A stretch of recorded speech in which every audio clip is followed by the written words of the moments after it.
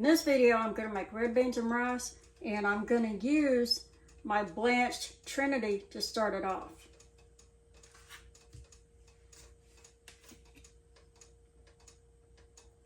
You know, not all soups in the South contain a roux. Red beans and rice isn't roux based.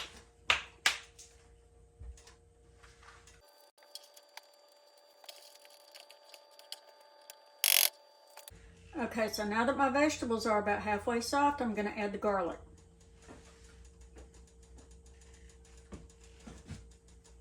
This is called Trinity with the Pope. Emeril Lagasse made that famous, but it's definitely an Italian influence in Creole cuisine.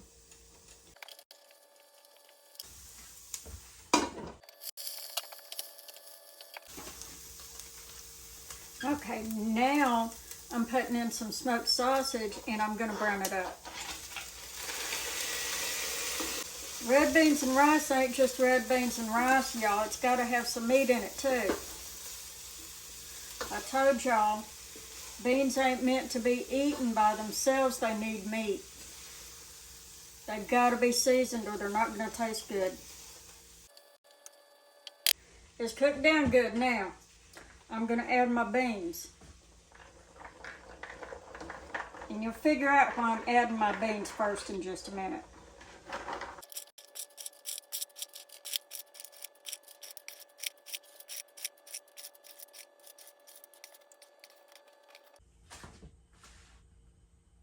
Okay, this water looks pretty clean, so I'm going to go ahead and pour it in with my beans.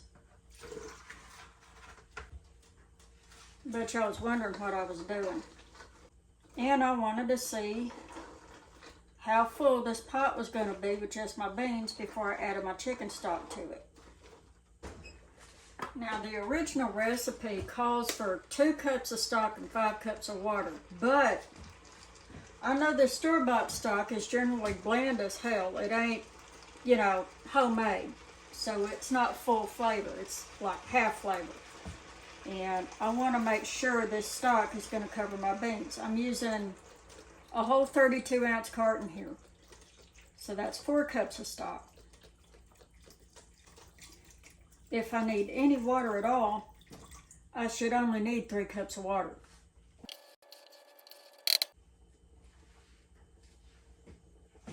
Now, I'm going to add 2 cups of water.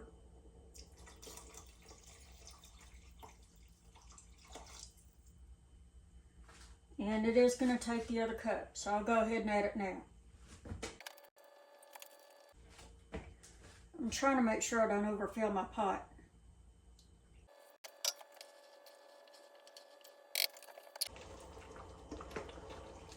Okay, now this is after an hour of hard boiling with the lid on. They're not done yet. They're only about half cooked at this point. So I'm going to pour some more water in it because they're reduced down about 2 cups in all the time they've been boiling.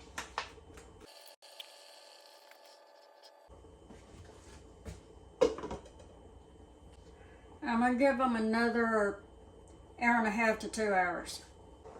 These beans are close to being done, so I'm going to mash some up with a fork to thicken them up a little bit.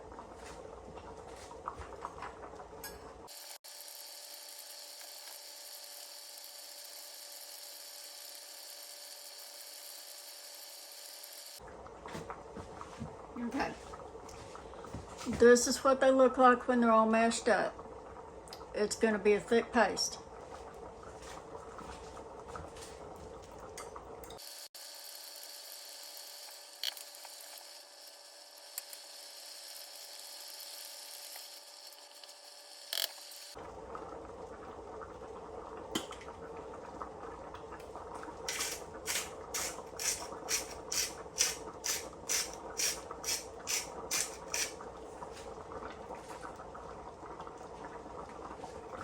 Salt is always the last thing I add to a dish.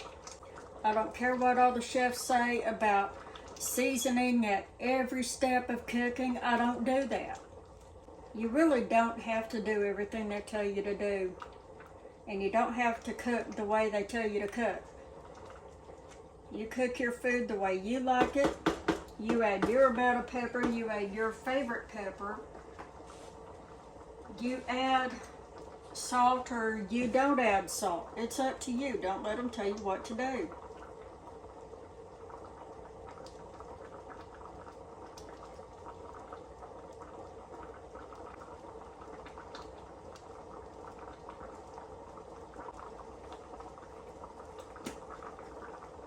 That little bit of salt was perfect.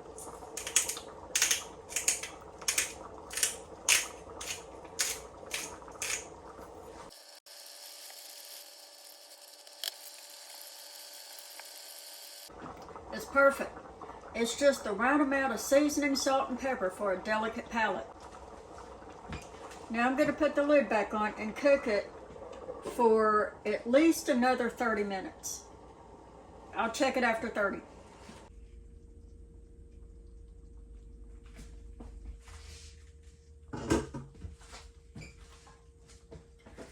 These beans are done.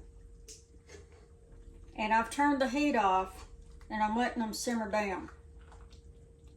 In the meantime, I'm going to cook my rice.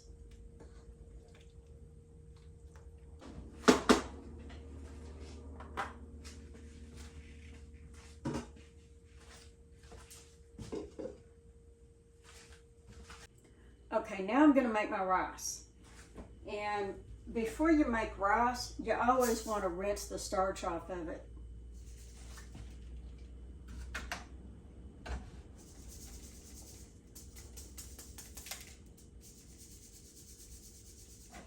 When I rinse my rice, I like to put it in a strainer and shake it, and what's left in the bowl is a lot of starchy rice granules. You don't want that in your rice. That's going to add to the starch content.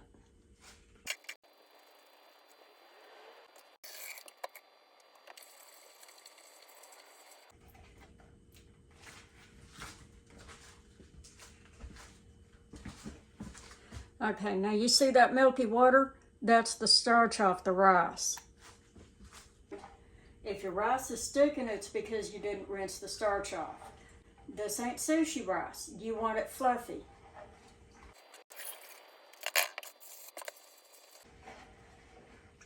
You always want to rinse your rice until the water runs clear.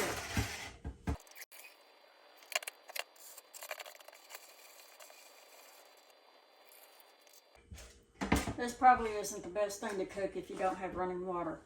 I'm just warning y'all right now. Hash browns and rice are two things you don't want to have to cook if you don't have running water.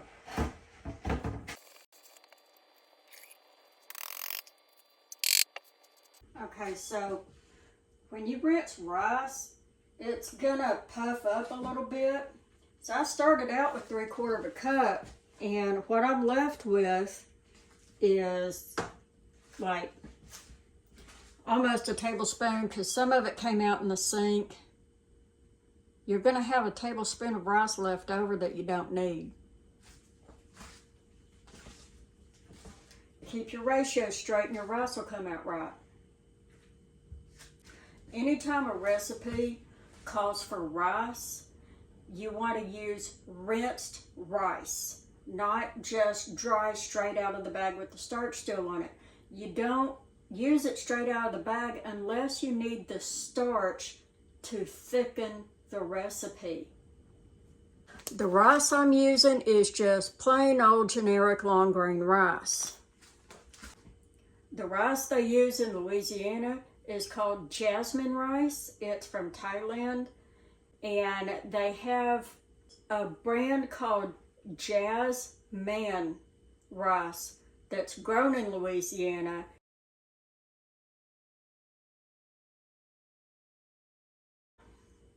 And that's the brand that they use in their jambalaya and their red beans and rice.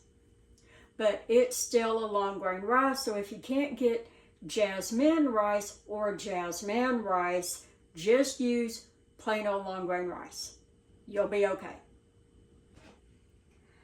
Now, I am going to microwave my rice, and I don't want you coming after me saying it's sacrilegious and coming for me in the comments. I know, I get it, but I live by myself, and I've only got that one little electric burner, and it's already got my red beans on it, so I'm going to use my microwave for the rice.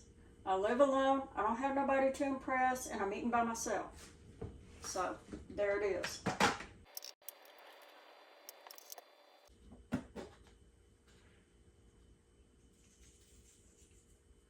Always put a pinch of salt in your rice. Now, the recipe for 3/4 cup of rice calls for 1 1/3 cup of water, but that's not entirely accurate. You always want to add a little bit more water, maybe up to 1/4 cup for the steam. You're going to lose anywhere from 2 tablespoons to 1/4 cup of water in steam whenever you cook rice, if you don't have a rice steamer.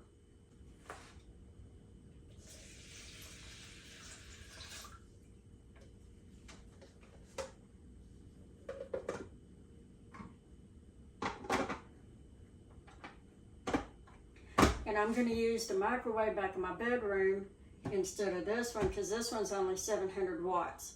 I have to microwave it for 12 minutes.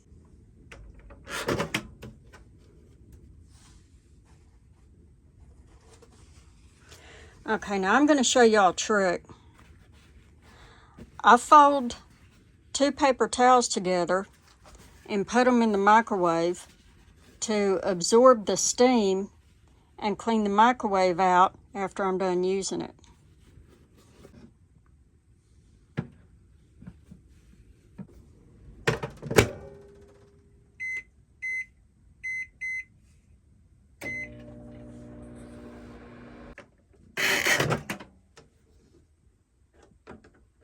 If y'all have ever cooked rice, you know there's usually steam all over this door, and it's got some condensation on it. I mean, literally, it's usually everywhere, but because I used a towel, there's not as much. There's a little bit there in the back, but that's going to clean up real easy.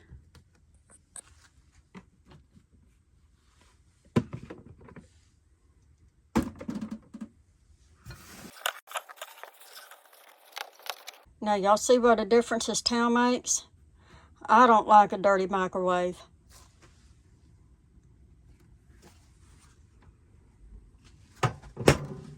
Now I'm going to take this rice back into the kitchen. Another thing this towel is good for is cleaning up this microwavable rice steamer.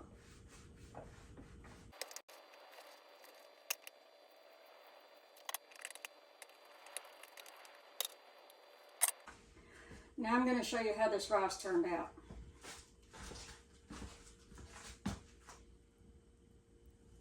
It looks compact, but when I fluff it up with a fork, it's nice and fluffy, and there's still a little bit of steam coming off of it. It's still moist, it's not completely dried out.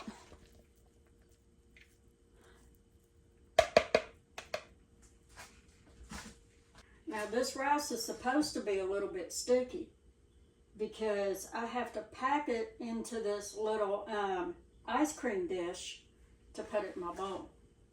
And I'll show you how I do that.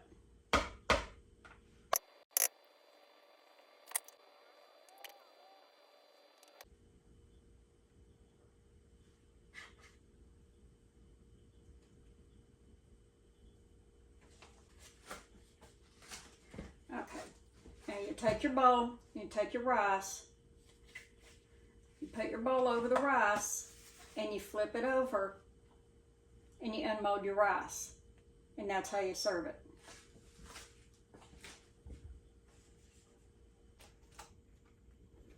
When I need to store rice, I put it in these little snack bags and put it in the fridge.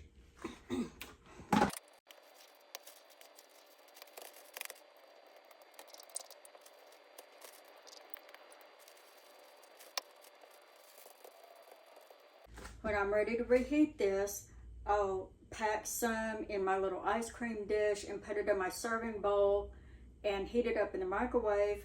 And then I'll heat up my red beans or my gumbo or whatever separately.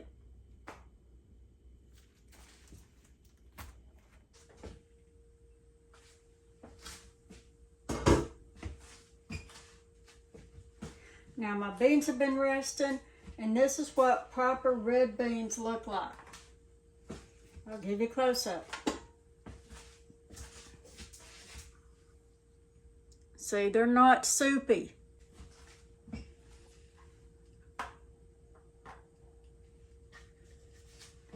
And now I'm going to dish them up over my rice.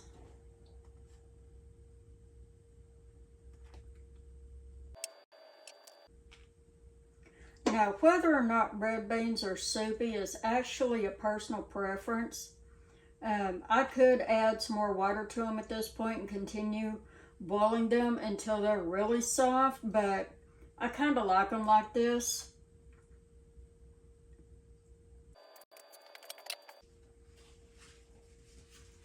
So there it is. Red beans and rice, y'all. Well, here's my red beans and rice, y'all. Now, my red beans are so thick I could eat them with a fork. Sometimes I have to add water to them, but that's okay. Now, the way we eat this, you get a little bit of rice, a little bit of beans, and at least one piece of sausage. And there's your bite.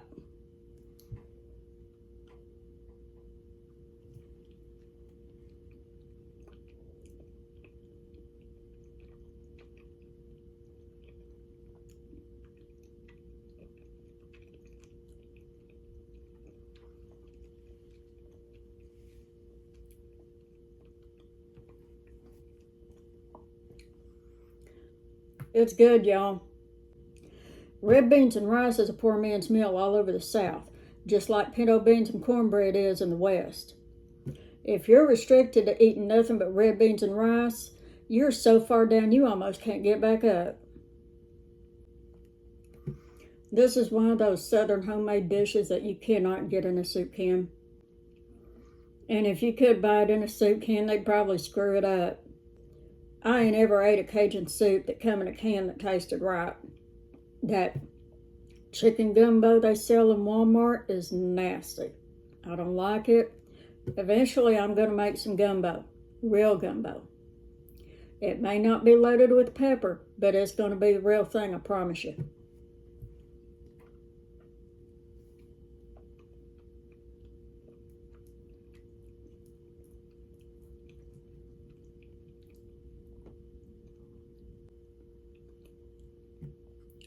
Well, I'm going to sit here and chow down on these red beans. Y'all be good. Bye.